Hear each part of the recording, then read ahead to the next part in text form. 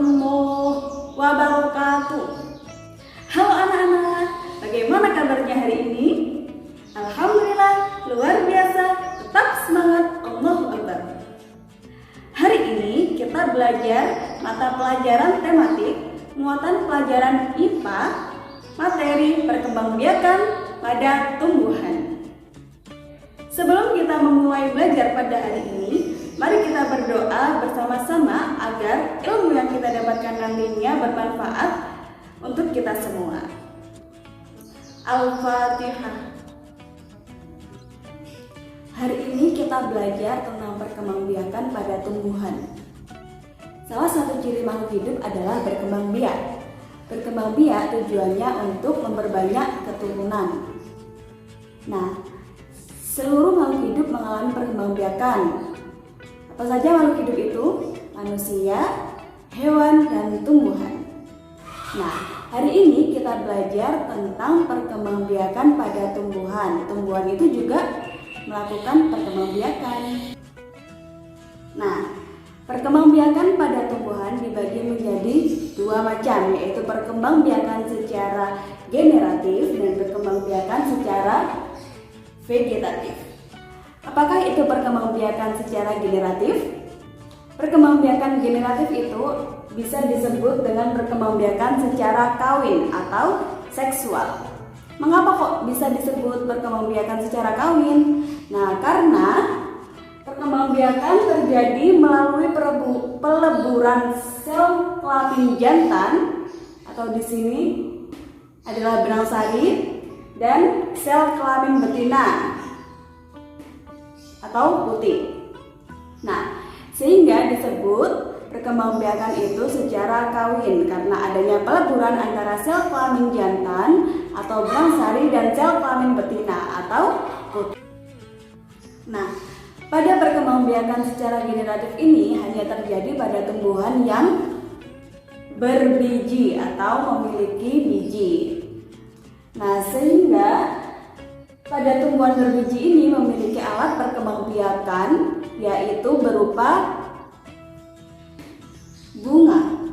Nah, sehingga pada alat perkembangbiakan berupa bunga itu terjadi penyerbukan. Apa itu penyerbukan? Penyerbukan itu merupakan peristiwa jatuhnya serbuk sari di atas kepala putih. Diingat-ingat ya, penyerbukan adalah proses jatuhnya serbuk sari ke kepala putih. Nah, setelah proses penyerbukan, pada tumbuhan generatif ini mengalami proses pembuahan. Apa itu tadi pembuahan? Pembuahan itu adalah peleburan sel kelamin jantan dan sel kelamin betina pada tumbuhan. Bisa dipahami anak-anak? Contoh tumbuhan yang mengalami perkembangbiakan secara generatif adalah durian, jeruk, mangga, apel, dan lain-lain. Jadi coba kalian perhatikan, kalian amati apakah tumbuhan itu memiliki bunga sebelum menjadi buah. Nah, itu adalah perkembangbiakan secara generatif. Nah, selanjutnya kita belajar tentang alat perkembangbiakan tumbuhan. Apa tadi alat perkembangbiakan tumbuhan pada perkembangbiakan generatif? Ya, yaitu bunga. Bunga adalah alat perkembangbiakan tumbuhan. Pada bunga memiliki bagian-bagian tertentu. Apa saja bagian-bagian itu? Kita simak ya. Nah, dari bawah bunga yaitu ada tangkai bunga. Tangkai bunga ini berfungsi untuk menopang bagian dari bunga. Ya, jadi dia bagian paling bawah sehingga dia tujuannya untuk menopang bagian bunga yang lainnya. Kemudian ada dasar bunga. Nah, dasar bunga ini berada di atas tangkai bunga. Dasar bunga ini berfungsi untuk apa? Dasar bunga berfungsi untuk tempat melekatnya kelopak dan mahkota bunga. Nah, sehingga mahkota itu tetap bisa tegak berdiri. Jadi ada dasar bunga untuk tempat melekatnya kelopak dan mahkota bunga. Apalagi bagian dari bunga itu, yaitu kelopak bunga. Perlu kalian ketahui, kelopak bunga itu merupakan bagian terluar dari bunga yang juga berfungsi sebagai pelindung dari mahkota bunga pada saat masih kuncup. Mungkin kalian pernah melihat kan bunga yang masih kuncup? Ya, bunga yang masih kuncup belum terlihat mahkota bunganya. Jadi kelopak bunga itu akan melindungi mahkota bunga yang belum mekar. Jadi seperti itu ya. Selanjutnya ada mahkota bunga. Nah, mahkota bunga merupakan bagian bunga yang paling indah, sehingga tujuannya atau fungsi dari mahkota bunga ini adalah menarik serangga. Mengapa fungsi mahkota bunga itu menarik serangga? Ya, salah satu tujuannya adalah agar serangga itu hinggap pada bunga sehingga membantu proses penyerbukan. Apa tadi proses penyerbukan itu?